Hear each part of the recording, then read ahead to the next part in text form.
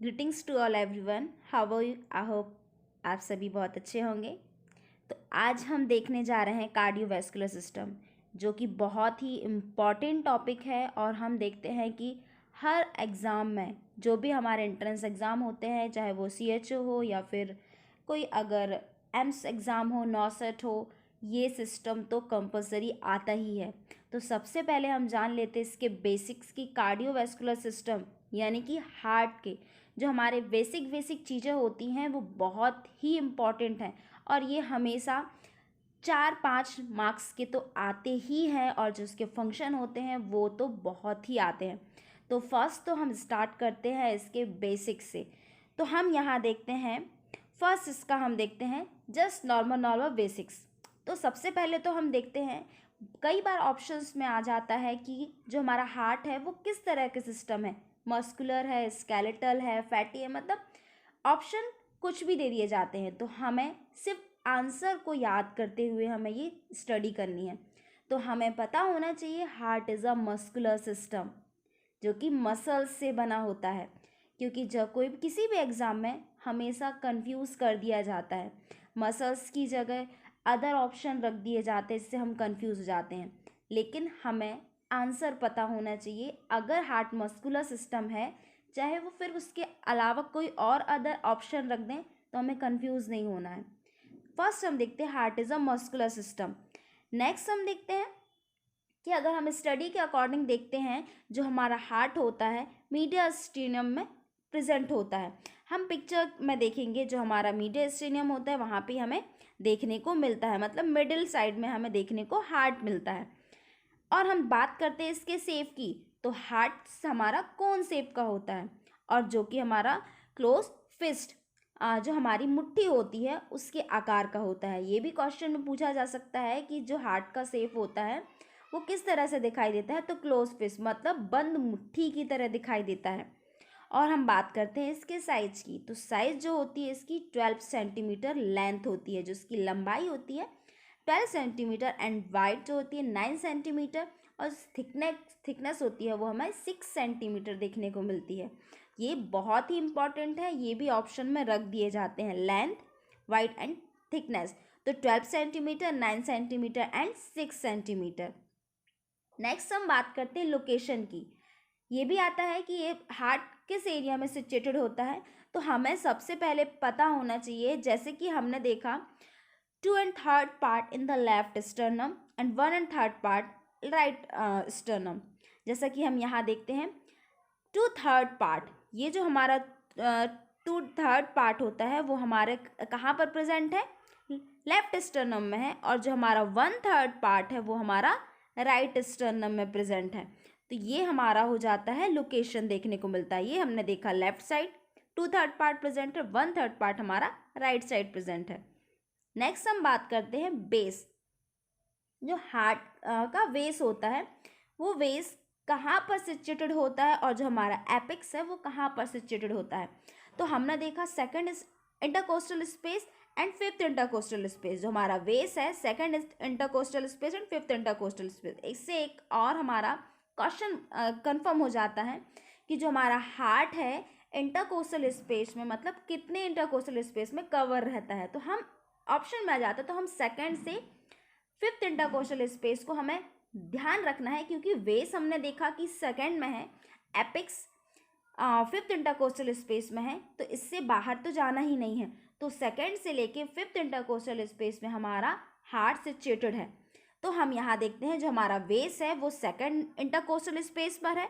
ये जो हमने देखा ये वेस सेकंड इंटरकोस्टल स्पेस पर है, और जो हमारा एपिक्स वाला जो एरिया है वो फिफ्थ इंटरकोस्टल स्पेस पर यहाँ पर सिचुएटेड है। नेक्स्ट हम देखते हैं वेट। बात करते हैं वेट की, तो वेट तो 300-250 ग्राम, तो लेकिन इसकी भी एक शर्त है। जो वेट मेल में होता है वो 300 ग्राम होता है, मतलब 300 ग्राम होता है, एंड जो फीमेल में होता है वो 250 मतलब 250 ग्राम यहाँ पर हार्ट का वेट होता है। तो ये तो हमारे होगा बेसिक्स क्वेश्चन, ये बहुत ही इम्पॉर्टेंट है, ये हर एग्ज़ाम में देखने को मिलेंगे। नेक्स्ट हम बात करते हैं, ये हम देख लेते हैं डायग्राम। तो डायग्राम में हम हार्ट देख लेते हैं कि किस तरह से हमारा सिचुएटेड है। जैसे कि हमने देखा, ये जो हमारा 2/3 पार्ट्स लेफ्ट साइड में है एंड 1/3 पार्ट हमारा राइट साइड में देखने को मिला। और ये कहाँ पर प्रेजेंट है? मीडियास्टीनियम में हार्ट प्रेजेंट है। एपेक्स ऑफ हार्ट ये वाला एरिया होता है और जो हमारा बेस ऑफ हार्ट होता है वो ऊपर वाला एरिया होता है। ये हमने देखा राइट साइड एंड ये लेफ्ट साइड। तो डायफ्राम के जस्ट डायफ्राम में ही ऊपर देखने मिलता है हमें। नेक्स्ट हम देखते हैं structure of the heart wall. अभी तो हमने देखा कि इसका बेसिक। अब हम बात करते हैं वॉल की, कि ये हार्ट की जो बना हुआ है वो कितने लेयर से मिलके बना है। तो ये भी हमारे लेयर्स से मिलके बना है। तो फर्स्ट तो हम देखते हैं इनकी वॉल के बारे में बात करते हैं, क्योंकि हार्ट बना। तो फर्स्ट हम देखते हैं pericardium layer, myocardium layer and endocardium layer. तो जैसा कि हम देखने को जा रहे हैं, पेरिकार्डियम लेयर जो कि हमारी कहाँ पर है? बाहर साइड को है। तो पेरिकार्डियम लेयर हमें बाहर देखने को मिलेगी, मायोकार्डियम हमें मिडिल लेयर देखने को मिलेगी और एंडोकार्डियम जो रहेगी वो सबसे अंदर वाली लेयर रहेगी। जैसे कि ये जो अंदर वाली लेयर है, जहाँ पे एंडोकार्डियम से जो हमारे चैम्बर्स बने हुए हैं वो एंडोकार्डियम लेयर से ही बने हैं। जस्ट उसके बाहर वाला मायोकार्डियम एंड सबसे बाहर वाला जो हमारा लेयर रहेगा वो पेरिकार्डियम रहेगा। जो सबसे बाहरी लेयर होगी वो हमारी पेरिकार्डियम लेयर होगी। नेक्स्ट हम देखते हैं, हम एक का डिस्क्रिप्शन देखते हैं। तो फर्स्ट तो हमने देखा पेरिकार्डियम लेयर। तो पेरिकार्डियम लेयर की बात करते हैं। तो pericardium is outer most layer, it is made of 2 parts. ये भी 2 पार्ट्स से बनी हुई है, 2 पार्ट में बनी हुई है। अब इसके भी 2 पार्ट्स हैं, देखते हैं कौन कौन से। जैसे कि हमने देखा यहाँ पे फाइब्रस पेरिकार्डियम और सीरस पेरिकार्डियम। तो हम बात करते हैं फर्स्टली फाइब्रस पेरिकार्डियम। पेरिकार्डियम समझ में आया होगा कि ये जो हमारी आउटर लेयर है, हार्ट की आउटर लेयर है, इसे हमने पेरिकार्डियम बोला है। फाइब्रस पेरिकार्डियम हम पिक्चर में देख पा रहे हैं, ये हमारी हो गई फाइब्रस पेरिकार्डियम और उसके जस्ट नीचे वाली जो ये हमारी हो गई सीरस पेरिकार्डियम। तो फाइब्रस पेरिकार्डियम क्या होता है? It is a inelastic connective tissue. ये किससे मिलके बना है? इलास्टिक कनेक्टिव टिश्यू से मिलके बना है। It is protect more stretching, give protection. Fibrous pericardium जैसा कि हमने देखा आउटर लेयर है, तो ये कैसी होती है? बहुत ही प्रोटेक्टेबल होती है, स्ट्रेचिंग होती है। और ये जो हमारे अदर्स लेयर है, मतलब हार्ट को प्रोटेक्शन का काम भी करती है। It is continuous with tunica adventitia. ये किससे कनेक्ट होती है? हमारी ट्यूनिका एडवेंशिया से भी कनेक्ट होती है। नेक्स्ट हम बात करते हैं सीरस पेरिकार्डियम की। तो सीरस पेरिकार्डियम जस्ट हम इसके अंदर वाली लेयर को देखते हैं। तो ये किस चीज़ की? ये भी डबल लेयर की बनी होती है। ये तो हमने देखा सिंगल लेयर, ये होती है हमारी डबल लेयर। ये हम पेरिकार्डियम की ही बात कर रहे हैं। पेरिकार्डियम में भी 2 तरह की हमें लेयर देखने को मिली। फर्स्ट तो हमने देखा फाइब्रस पेरिकार्डियम और जस्ट उसके नीचे वाली हमने देखा सीरस पेरिकार्डियम। ये डबल लेयर से मिलके बनी होती है। Outer layer parietal pericardium, inner layer visceral pericardium. जो इसकी जो हमारी आउटर लेयर है इसे हमने बोला है पैराइटल पेरिकार्डियम और जो हमने देखा इनर लेयर है वो विसरल पेरिकार्डियम है। जस्ट इसकी हम 2 लेयर देखने को हमें मिल रही है। Both pericardium layer between space pericardial cavity. ये जो हमारी दोनों लेयर्स हैं पेरिकार्डियल कैविटी के बीच में हमें देखने को मिलती है। इस पिक्चर में हम बहुत अच्छे से देख सकते हैं, ये जो हमारा हो गया serous pericardium parietal layer. Next ये हुआ हमारा स्पेस। ये जो स्पेस देखने को मिल रहा है ये स्पेस है। और हमने क्या देखा? Both pericardium layer between space pericardial cavity. दोनों लेयर के बीच में यहाँ पर कैविटी हमें देखने को मिल रही है, जो किससे भरी हुई है? It is filled up serous fluid. ये जो हमारा सीरस फ्लूइड या फिर पेरिकार्डियल फ्लूइड भी हम बोल सकते हैं। इस स्पेस में पेरिकार्डियम फ्लूइड भरा होता है, ये फ्लूइड भी प्रोटेक्ट करता है। तो pericardium fluid normal volume in 15 to 35 ml। ये जिसकी जो नॉर्मल वॉल्यूम होती है 15 से 35 ml। यहाँ पर इसका जो यहाँ पे बोल सकते हैं कि जो फ्लूइड होता है वो 15 से 35 ml होता है। और इसका काम क्या होता है? It is reduce friction between membrane. ये जो हमारे इसमें पेरिकार्डियम लेयर में हमें देखने को मिल रही है जो सीरस फ्लूइड है, ये सीरस फ्लूइड का सबसे बड़ा फंक्शन है कि जो फ्रिक्शन देखने को मिलता है, जो रगड़ होती है, उसको कम करने में, या फिर हम बोल सकते हैं उसको नहीं होने देता है, जो रगड़ होती है। क्योंकि जब हार्ट पंप करेगा ये बहुत स्ट्रेचेबल होता है, जैसे कि हमने देखा ये जो हमारी फ्लूइड होता है, ये जो फ्लूइड भरा होता है, ये इस चीज़ से बचाता है। अगर दो लेयर्स अगर एक दूसरे से रगड़ेंगी तो उसमें हार्मफुल है। तो ये जो फ्लूइड है, तो फ्लूइड क्या करता है, इसको यहाँ पर एक रगड़ से, फ्रिक्शन होने से यहाँ पर बचाता है, क्योंकि जो हमारे मायोकार्डियम लेयर है जस्ट बीच वाली लेयर है। नेक्स्ट हम देखते हैं serous membrane made by simple squamous epithelial. जो हमारे सीरस मेम्ब्रेन होती है वो स्क्यूमस एपिथेलियल मेम्ब्रेन से मिलकर बनी होती है, और excessive secretion of pericardial fluid called cardiac tamponade of pericardial effusion. अगर एक्सेसिव सीक्रेशन होता है पेरिकार्डियल फ्लूइड का, जो भी हमारे फ्लूइड है, अगर वहाँ का एक्सेसिव अमाउंट में यहाँ पर सीक्रेशन हमें देखने को मिलता है, तो हमें पेरिकार्डियल इफ्यूजन या फिर टेम्पोनेट भी देखने को मिल सकता है, एबनॉर्मलिटी में आ सकता है क्योंकि ये। नेक्स्ट हम बात करते हैं मायोकार्डियम लेयर। तो मायोकार्डियम लेयर की बात करते हैं, it is a middle layer. ये हमारी होती है मिडिल लेयर। हम यहाँ देख पा रहे हैं ये जो हमारी क्या है, मिडिल लेयर है। अभी हमने देखा क्या, पेरिकार्डियम लेयर। तो ये क्या होती है, it is made by cardiac muscles. सबसे ज़्यादा मसल्स हमारी मायोकार्डियम मतलब मिडिल लेयर में ही पाया जाता है। तो और इसे हम बोल सकते हैं कार्डियक मायोसाइट्स भी बोलते हैं। तो ये पूरे कार्डियक मसल्स होता है। हम देखने भी मिल रहा है कि जो पेरिकार्डियम से भी मोटी लेयर हमारी मायोकार्डियम की देखने मिलती है। It is formed man walk of heart. ये क्या करता है, वल्की बनाता है, बल्की बनाता है हमारे हार्ट को। बहुत ही फॉर्मी होता है, बहुत ही सॉफ्ट मोटा थिक होता है। It is present 95% of the total heart wall.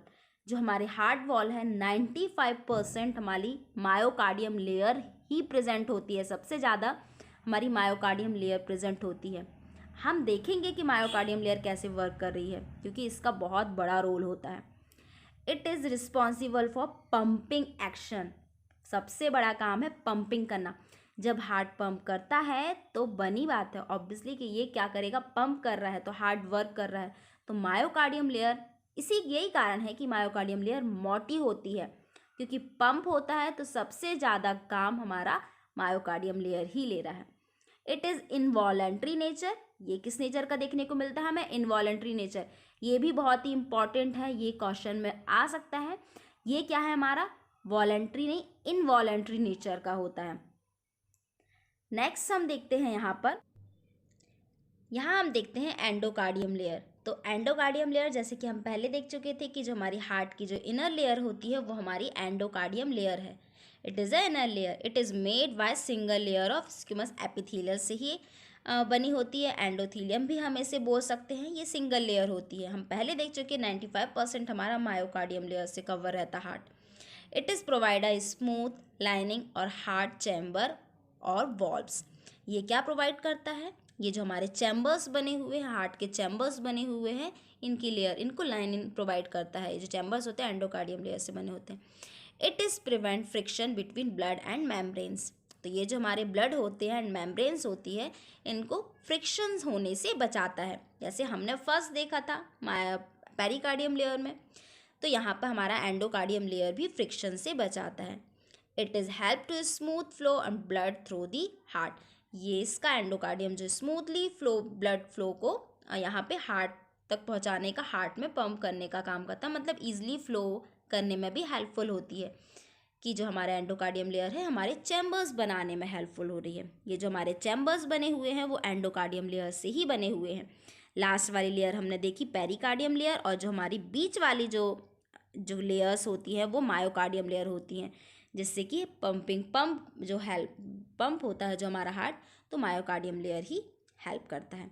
यहाँ हम बात करते हैं चैम्बर्स की। तो चैम्बर्स तो हमें पता ही हैं कि कौन कौन से चैम्बर्स होते हैं। तो हमारे 4 चैम्बर देखने को मिलते हैं।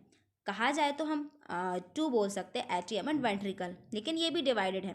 Right atrium, right ventricles, left atrium, left ventricles. ये हमारा हो गया right atrium, right ventricle, left atrium, left ventricle. ये तो हमारे हो गए चैम्बर्स। अब हम बात करते हैं वॉल्व की। तो वॉल्व हम दो ही वॉल्व पढ़ते हैं, tricuspid valve and bicuspid valve. लेकिन नहीं, दो वॉल्व हैं, लेकिन दो वॉल्व के अलावा दो वॉल्व और हैं। मतलब टोटल हमारे हार्ट में 4 वॉल्व्स हैं। अब हम देखते हैं कौन कौन सी। तो फर्स्ट तो हमने देखा सेमिल्यूनर वॉल्व्स और सेकंड देखा आर्ट्रियो वेंट्रिकुलर वॉल्व। अब हम बात करते हैं सेमिल्यूनर वॉल्व के अंदर कौन कौन से आते हैं। तो सेमिल्यूनर जो वॉल्व होते हैं वो हमारे दो देखने को मिलते हैं, आउटिक वॉल्व एंड पल्मोनरी वॉल्व। तो हम फर्स्ट बात करते हैं कि आउटिक वॉल्व। तो ये जो हमारा आउटिक वॉल्व है हमें कुछ इस तरह से देखने को मिलेगा। और हमारा जो पल्मोनरी वॉल्व है हम इस पिक्चर में देख सकते हैं, ये है हमारा आउटिक वॉल्व। ये हमें देखने को मिलता है आउटिक वॉल्व। आउटिक वॉल्व कहाँ पर है ये हम देख सकते हैं। ये जो हमारे लेफ्ट वेंट्रिकल है, लेफ्ट वेंट्रिकल से आउटर के ओर जो हमारा आउटर के साइड जो ब्लड जा रहा है वहाँ पर हमें एक वॉल्व देखने को मिल रहा है, इसे हम बोलते हैं आउटिक वॉल्व। आउटिक से समझ में आ रहा है कि आउटर की ओर लेके जा रहा है हमारा। और हम देखते हैं और न एक और देखते हैं पल्मोनरी वॉल्व। ये पल्मोनरी वॉल्व कहाँ है, ये वॉल्व क्या कर रहे हैं, पल्मोनरी साइड को ब्लड हमारा ले जाने में हेल्प कर रहे हैं। तो ये तो हो जाएगा हमारा पल्मोनरी वॉल्व। तो ये हमारे सेमिल्यूनर वॉल्व्स के अंदर आ जाएंगे। अब हम बात करते हैं atrio ventricular valve. Atrio ventricular valve क्यों, एट्रियम और वेंट्रिकल्स के बीच में जो वॉल्व है उन्हें हमने बोला है एट्रियो वेंट्रिकुलर वॉल्व। तो हम tricuspid valve and bicuspid valve, तो हम ये देखते हैं ये जो हमारा atrium, right atrium and right ventricle के बीच में जो हमें वॉल्व देखने को मिल रहा है उसे हमने ट्राइकस्पिड वॉल्व बोला है। और जो हमारा लेफ्ट एट्रियम और लेफ्ट वेंट्रिकल के बीच में जो देखने को मिलता है उसे हम बाइकस्पिड वॉल्व या फिर मिट्रल वॉल्व भी बोलते हैं। तो ये तो हमारे हार्ट के बेसिक्स थे, कार्डियोवैस्कुलर सिस्टम के बेसिक देखे थे। तो नेक्स्ट हम क्लास में उसके और भी डिस्क्रिप्शन देखेंगे, हम फंक्शन की भी बात करेंगे, हम उसका साइकिल भी देखेंगे।